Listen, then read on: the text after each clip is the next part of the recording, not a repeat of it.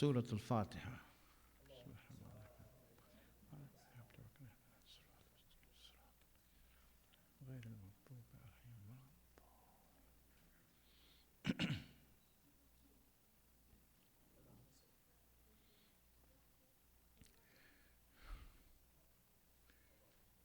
حسبنا الله ونعم الوكيل نعم المولى ونعم النصير أعوذ بالله من الشيطان اللعين الرجيم بسم الله الرحمن الرحيم الله الحمد لله رب العالمين والصلاة والسلام على أشرف الأنبياء والمرسلين سيدنا ومولانا أبي القاسم محمد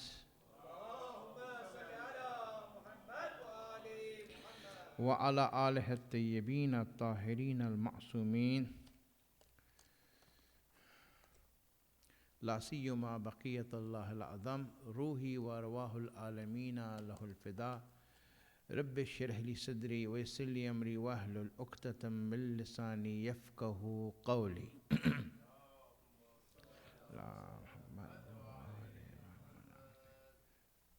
Send another salawats.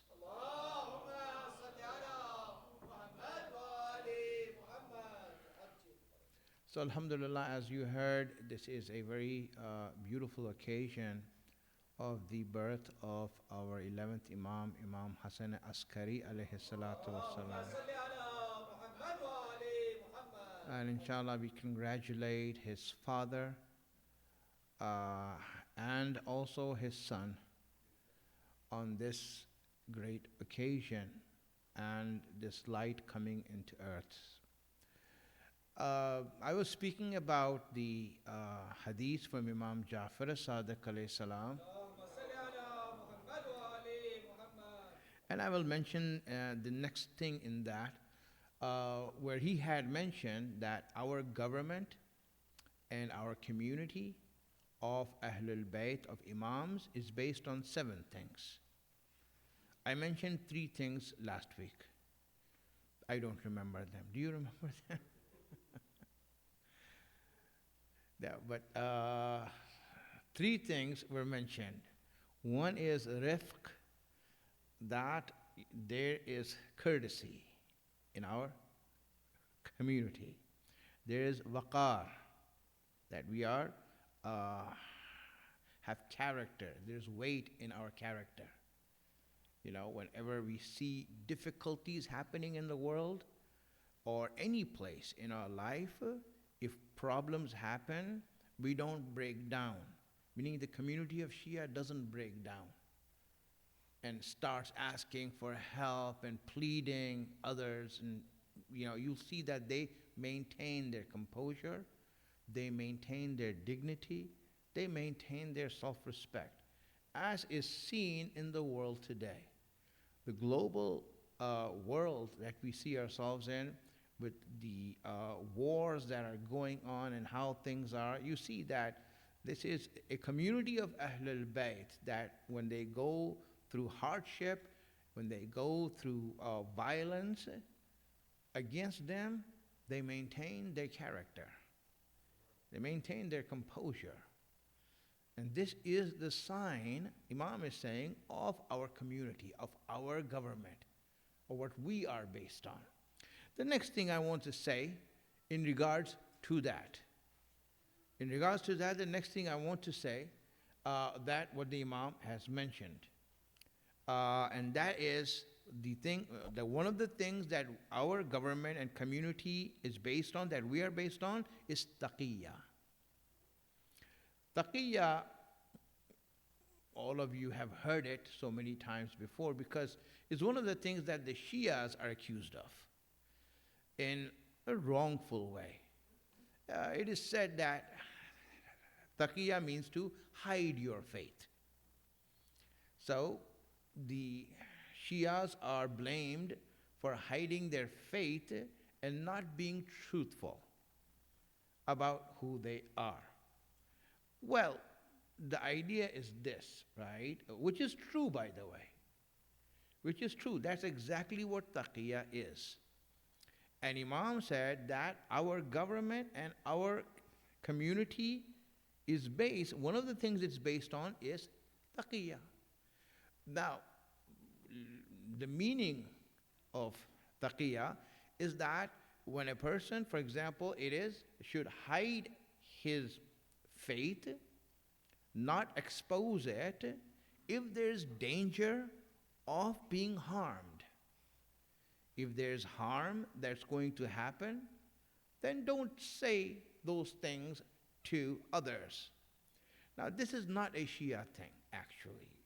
This is something that's an Islamic thing that's in the Quran. And so many places Allah has mentioned it. Let me mention two of those places in the Quran where Allah speaks about taqiyya. One ayat, Surah Al-Imran, He says, وَلَا تَتَّخِذِ الْمُؤْمِنِينَ الْكَافِرِينَ أَوْلِيَاءَ.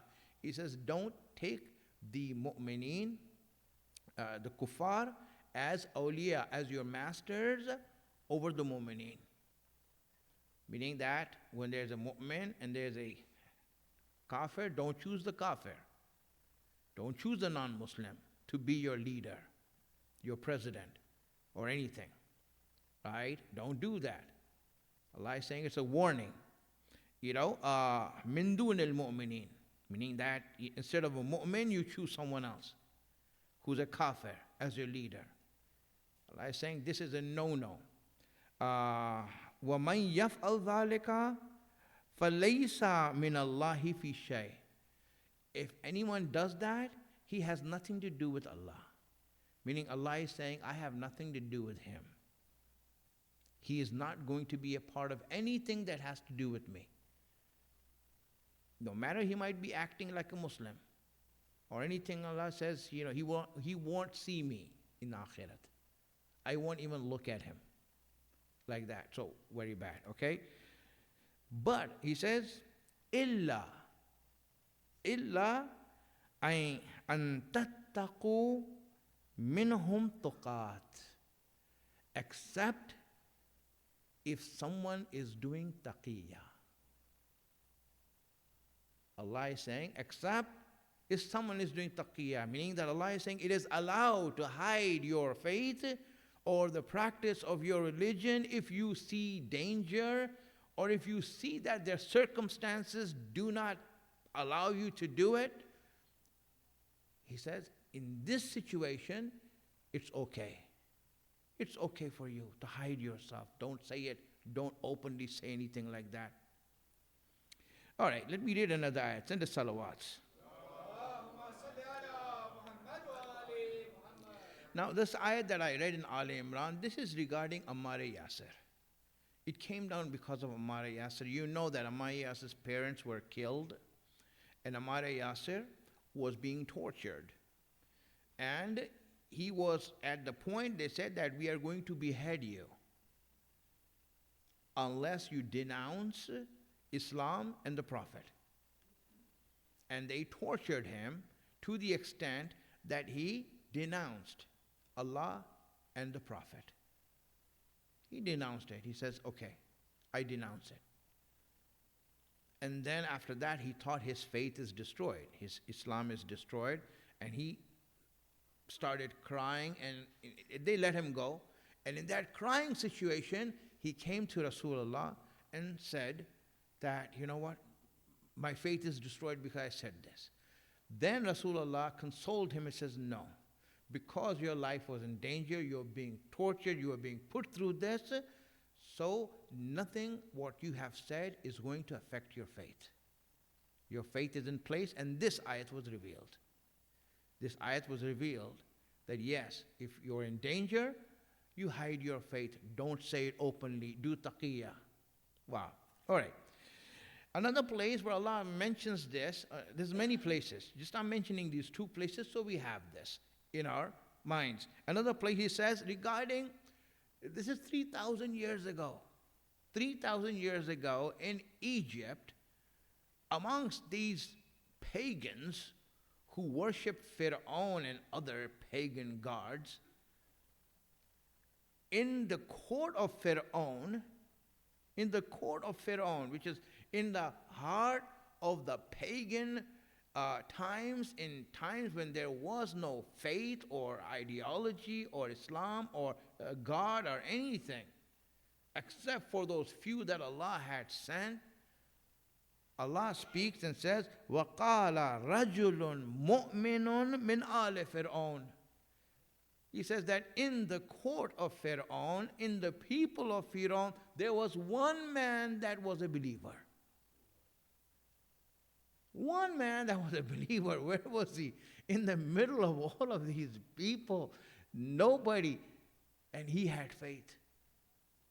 Out of nothing, he had faith. And where was he? In the advisors of Pharaoh. In the court of Pharaoh. Allah is saying that he is a believing man. Rajulun mu'minun. He says, Rajulun mu'minun yaktamu imanahu. Who was doing kitman means to hide. Hiding his iman. He is hiding his iman. His faith. He's not saying who he is to the people. And Allah is praising him in the Quran. This person is hiding his faith. And he thinks that he's so valuable that what he said, Allah mentions in the Quran. So imagine this. This is what called taqiyya. Taqiyya, to hide one's faith. To hide one's actions when there's danger. When you know that there's going to be problem in your life or your wealth. It happens here also. We see a lot of times people have to do that kitman. You can't just openly say it. Usually, like for example, if you're living in Saudi, in the old times when Wahhabis used to be there, it was like that. You can't just say that you're a Shia because you will lose all the benefits you have and be deported. You will be deported. And those people are like that. A guy went to get milk in the morning for breakfast, and at the store they caught him. And they deported him to India. When he landed in India, he called his wife in Saudi and says, I'm in Bombay. What are you doing there? I was deported. So, when you are in that situation, obviously those people, I remember those days when I used to go there, people were hiding their faith. They will not say themselves that they are like this. So obviously, this is something that Imams are saying is a basis of our deen. Now let me read two hadiths for you, inshallah, from our Imam. Send the salawats. All right, this is very interesting. Imam Sadiq alayhi salam says that inna tis'ata ashar ad-din fit taqiyya. He says 9/10 of religion is in taqiyya. 90% of deen is taqiyya. Really, 90% of deen is in taqiyya. What does that mean? It's being hidden. It's not being exposed. It's being hidden. Have you heard that one hadith, that says that if Abu Zar knew what Salman had in his heart, he would regard him as a kafir. He would think that this is a kufr. Meaning that Salman was hiding that faith. He was hiding that faith. Why? Because if he said it, people will think he's a kafir. Some things are not meant to be said. Just believe them.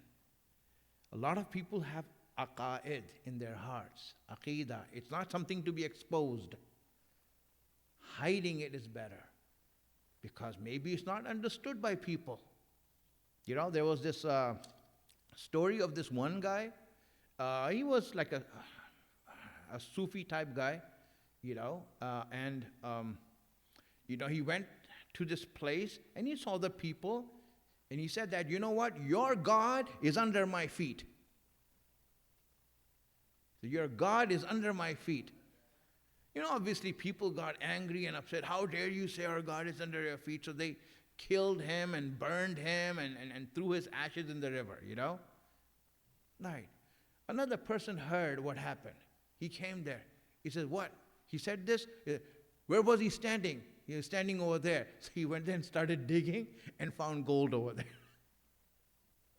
He found gold. He was saying, your God is this gold, see? That's under my feet. But, when you say these things, people don't understand. People aren't able to think that far. That's why the Imam said, Lord, what we believe about God, if we tell you that, you will go crazy. 90% of deen isn't taqiyya, it's been hidden. This is what it means. That there's some things, or only things that we open up with are things that people will understand. That people will know. If we talk about, let's say, Imam Ali, if we really go into the ma'rifat of Imam Ali and say what, a Shia with ma'rifat has in his heart for Imam Ali, people will think this is a kafir. You're doing shirk. You're doing this. And we have heard this. These are things not to be said. Imam is saying that the basis of our deen is taqiyya. 9/10 of religion is taqiyya. Why? Because people can't understand it. They don't understand it. That's why just keep yourself quiet. And he says, La deena liman la taqiyya la. Those who don't have taqiyya don't have deen, don't have religion. And Imam Baqir alayhi salam, he says that taqiyatu deeni wa deen abai. Taqiyya is my deen and the deen of my forefathers. This is our deen, our way of life. This is how we are. What the Imams have mentioned, la imana liman la taqiyya la. Those who don't have taqiyya don't have iman. So no deen without taqiyya.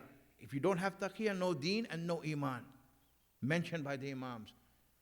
Not everything we have should be said. This is called taqiyya. We need to say things with wisdom. My friends, when like there's a hadith from Imam Ali that you should speak the truth, but you should not also say everything you know. Don't say everything you know. But when you say it, say something, say the truth. Not saying everything, or saying everything is a wrong thing. You don't just say that. You're going to get yourself in trouble. That's how people get in trouble in America. There's a device that American system has to catch people and to profile them and to make sure that they have all the garbage that they can against them. Yes, there's a mechanism that's in the system that they have here. Very smart, but it's not a new thing. It has been there before also. It has been there before also, but it's not a new thing. They have a mechanism in their system here that they will make you expose yourself, and that's it. You're in trouble. And they catch you with that. It's called freedom of speech. It's not a new thing. It's been there since time immemorial. Freedom of speech. It is the classical trap that has been used to catch people. In the time of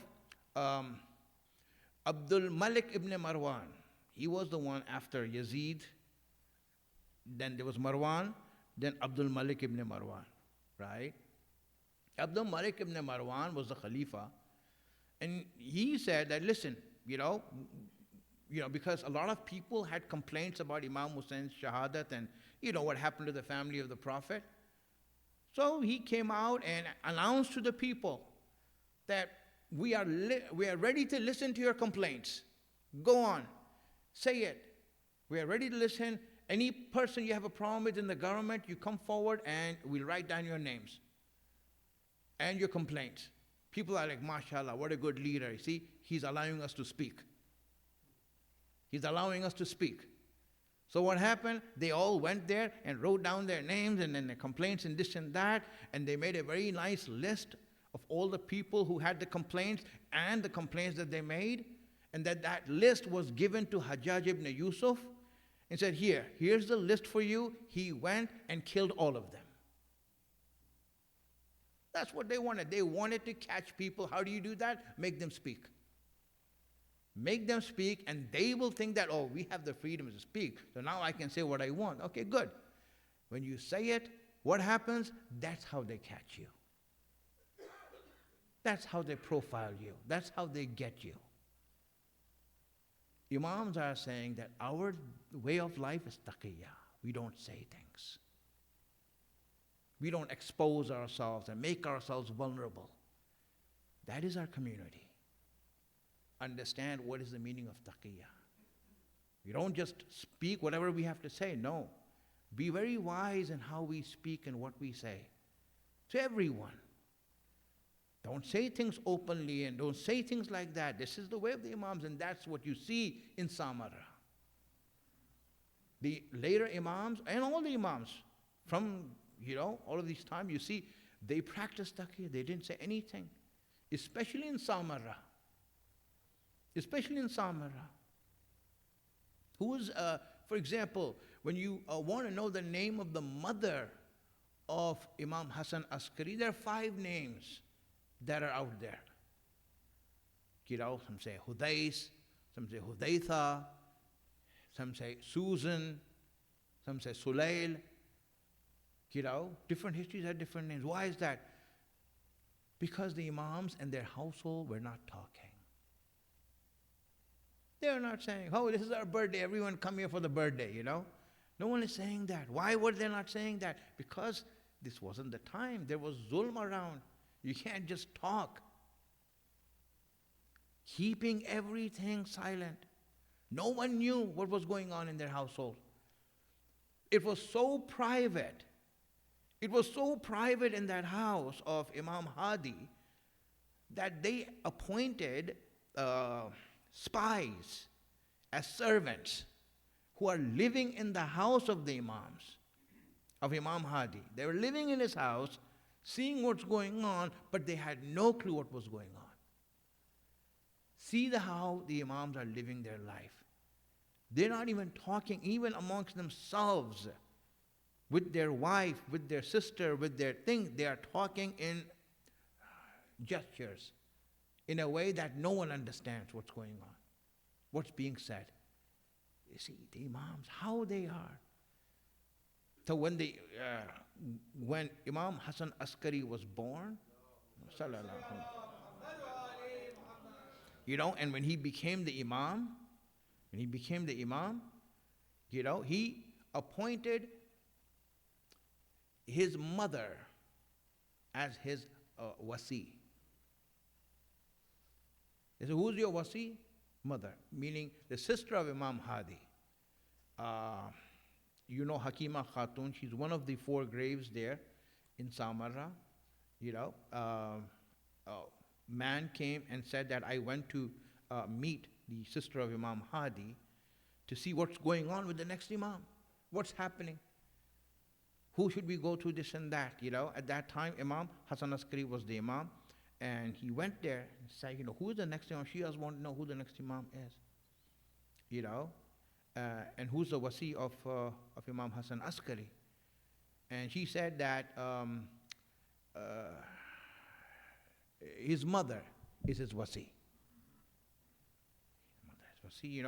Then he said, how can we Shias follow someone who appointed a woman as his wasi? Imagine this. This person is a Shia who came there, and he's asking her such a, very disrespectful question, right? I mean, the Imam appointed. She didn't say that, oh, she is there. No, the Imam Hasan Askari appointed her as the wasi. But they had problems. A woman as the wasi? And she said, yes. Imam Hasan Askari is following the example of his grandfather Hussein, who appointed his sister Zainab as his wasi in order to protect the life of Ali ibn Hussein. He appointed her not because, she's the next Imam. He appointed her because Imam Zain al-Abidin's life was in danger. To protect his life, he said that this is my wasiyat is for my sister. Protect his life. he's doing the same thing, protecting him. You don't need to see Imam Mahdi. Didn't you hear the hadith? You all know the hadith, you are Shias.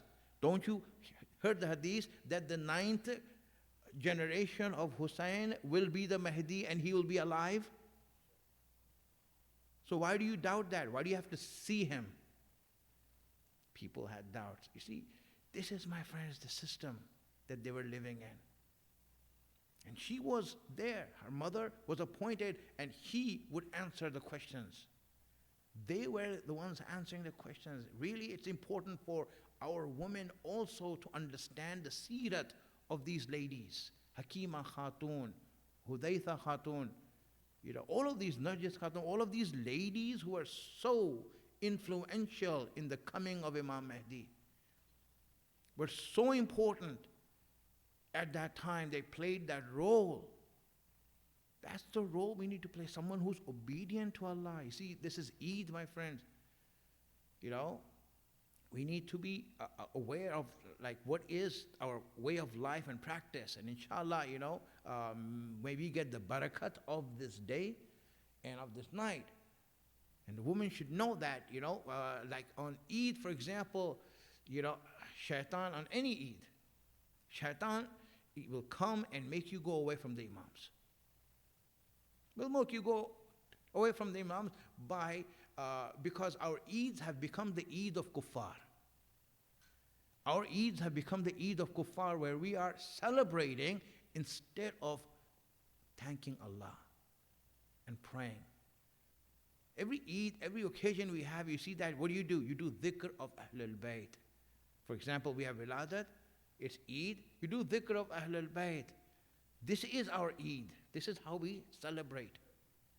This is how we do that. Not, for example, having a party or, being dressed up, putting on makeup and all these things. What happens with these things? Shaitan has ruled over us to destroy our Eid and destroy occasions. We need to be careful in how we do our Eid, because when Allah gives us an Eid, it is the day to thank Allah and say, thank you for this.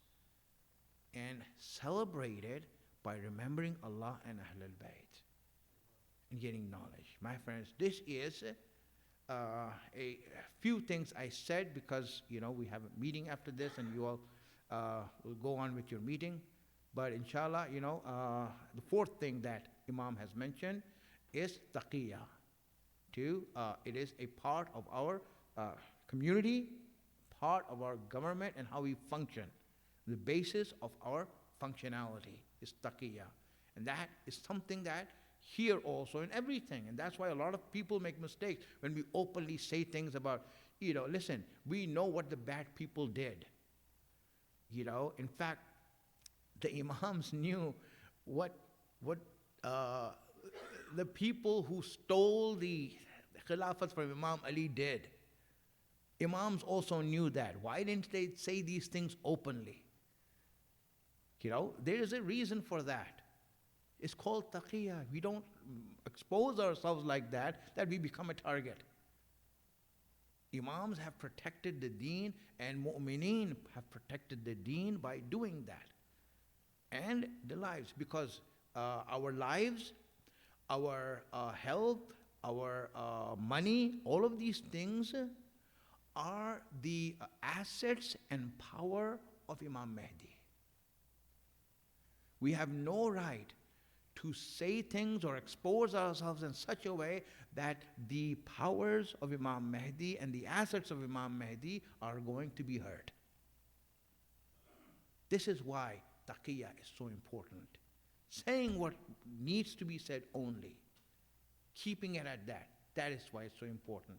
Inshallah, we take that. I'll mention the other three things in the next programs that we have. Hopefully, we'll soon start the weekly program. That's a discussion that the board will make the announcement in time, inshallah, and then we'll have this learning every week, and we'll go on with subjects like these and other subjects that are helpful for us in our life over here. Wassalamu alaikum wa rahmatullahi wa barakatuh. Salawats.